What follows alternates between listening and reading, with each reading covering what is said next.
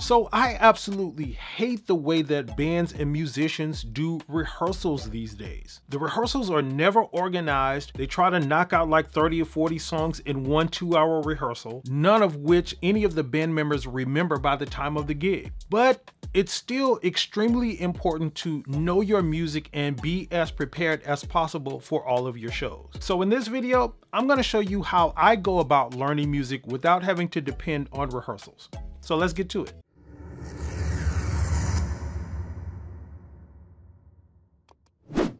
Hey, and welcome to Music Space, where we help working musicians just like you learn how to quickly and easily make a living with your craft. So if you're new here to the channel, hit that subscribe button and the notification bell. That way you'll be notified when new videos are uploaded. Now, right before we get into this video, if you are a band, artist, or musician looking to make some serious passive income and build a huge fan base this year, I'm advising all bands and musicians like this to start a YouTube channel today. And that's because right now, YouTube is still the best way for bands, artists, and musicians to grow a huge fan base and make a lot of money. And because of this, I've created the YouTube QuickStart course. This course is designed to get you up and running and building a fan base and making money on YouTube really quickly. And the best part is it's completely free and you can get instant access to it at the link in the description of this video. So the first thing I do when I'm learning music may sound a little simple, but I'm going to tell you why it's important. And that is I listen to the music repeatedly. And I know you're thinking, well, duh, if you're learning music by ear or something like that, you have to listen to it repeatedly. But there's a difference in just listening when you're learning songs and just listening for it to sort of ingest it into your sort of psyche. And what I mean by that is, think about one of your favorite songs that you just know, maybe that you learned years ago that you haven't had to perform or something like that, but it was just one of your favorite songs. So you listen to it over and over and you got that into your psyche versus, you know, how we tend to learn music nowadays, you know, just sitting and learning it, going through it, you know, dissecting it a little bit and going through it and learning the pieces part by part. There's a really significant difference that happens between these two ways. And namely, that difference is when you're listening to it in the way that I'm talking about, it's more likely to remain in your long-term memory. And the way that I do this is really simple. Like when I get sent a set list, I'll just take all of those songs, pull them up on YouTube, put them in a playlist, and then start listening to them in my car as I'm going places, as I'm working out in the gym. So just sort of ingesting those songs. And that even helps when I get ready to actually sit down and do it that other way and dissect, that I kind of already know what's happening in the song. So my mind is able to, you know, sort of ingest it that way even easier. Now, as I move beyond that step when I'm learning music,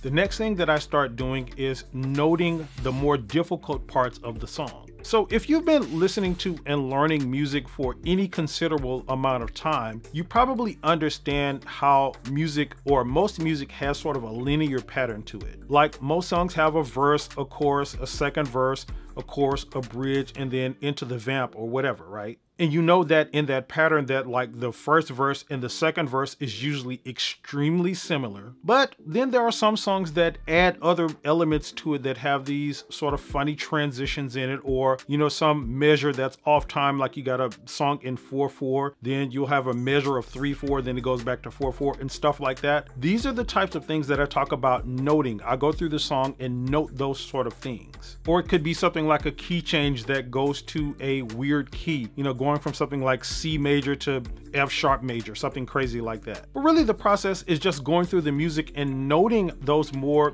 difficult parts so that you know what to concentrate on when you're sitting down dissecting it. Now, from there, what I do is I start to learn any transitions that are in the song. So I spoke about things like going from the verse to the chorus or something like that. A lot of songs follow different structures where it may have a verse and then a pre-chorus, and then a chorus, and then even something like a post-chorus. And then when you're starting to add all of those elements, to me, in my mind, what I start to think of them as transitions. So the pre-chorus would be a transition from the verse to the chorus, instead of just calling it the pre-chorus. And that's even the case with like the bridge of a song, because we know that bridges can sometimes actually take these weird turns. Like you have this sort of linear process and then it goes into this bridge that could be in a different key, that could, just change the rhythmic pattern or the melodic structure of the song or anything like that. Those are the things that I mean by transition. So I'm going through and noting those as well. And then from there, the next thing I do is learn specifically what the instrument that I'm playing is doing in that song. So I'm a multi-instrumentalist, and a lot of times I play different instruments on gigs, and I'm having to rehearse those specific parts that I'm going to be playing. So for example, if I'm playing the piano, what is the piano doing in this song? What are the special parts? Are there any sort of like ornamental things that make the song special? Does it have any sort of riffs or motives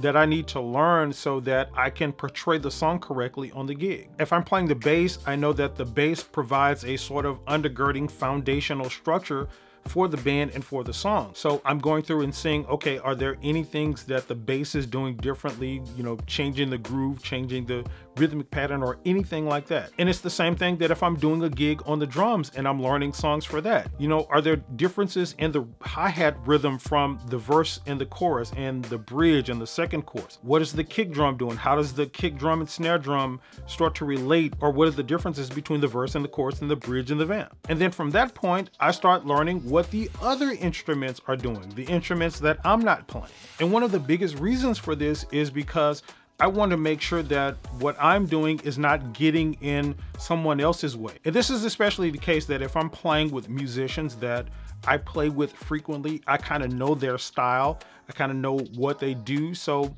I'm listening for things like, okay, I'm not playing guitar, but I'm playing with this guitar player and he's probably going to do this particular thing there. So let me look out for that, or at least let me listen for it and not get in its way. So this step of listening for what the other instruments or even the vocalist is doing in the song is more about thinking through what the people that I'm playing with may or may not do. And it's the same case if I'm playing with somebody that I've never even played before. I'm still thinking that I know what bass players or drummers like to do in general.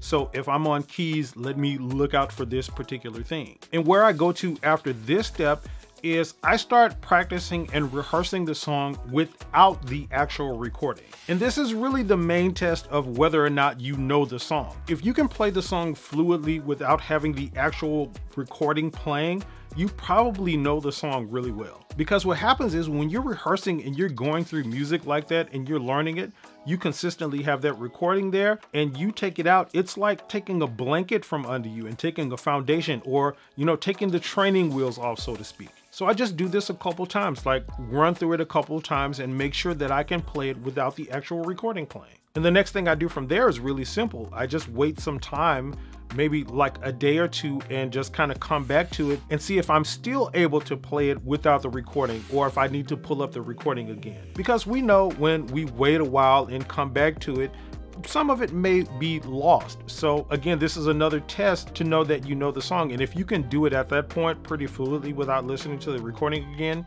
you pretty much know the music. And this process works a whole lot better. And I'm convinced that if most musicians and bands and artists would do this, it would eliminate the need for those rehearsals where people are just showing up and it's unproductive and people are unprofessional and they're just doing it just to feel great about themselves. But I want you to jump down in the comments and let me know some of the ways that you learn music. And in the meantime, you can check out these videos, and I'll see you in the next video.